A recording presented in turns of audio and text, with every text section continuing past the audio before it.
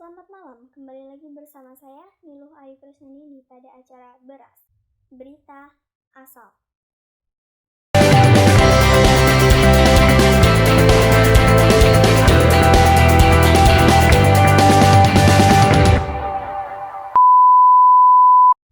New normal kembali digaungkan di tengah pandemi virus corona yang kian meluas dan menginfeksi jutaan orang di dunia, termasuk Indonesia. Presiden Joko Widodo juga mengajak masyarakat untuk hidup berdamai dengan COVID-19. Akibat pandemi ini, masyarakat dunia harus terpaksa melakukan semua aktivitasnya di rumah. Karena aktivitas ini, perekonomian dunia terguncang, sehingga membuat sejumlah negara mulai melonggarkan kebijakan terkait mobilitas warganya, kendati virus corona yang masih mengancam.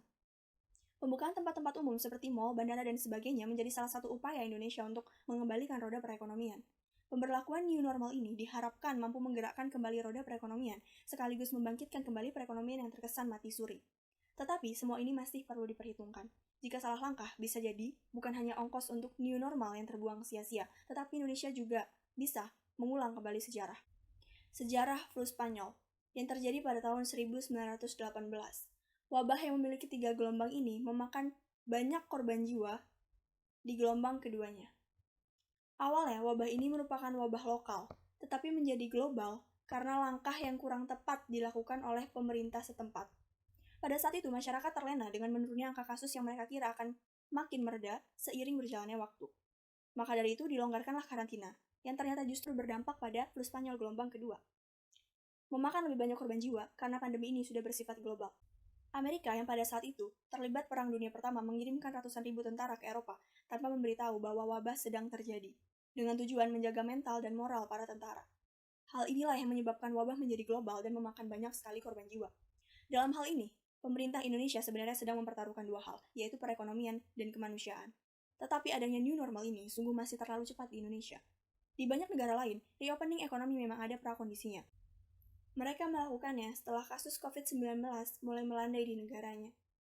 Di New Zealand, narasi reopening ekonomi dinyatakan jelas setelah tiada kasus COVID yang mendera penduduknya. Level resikonya pun sudah jelas, bukan hanya latah ataupun ikut-ikutan belaka.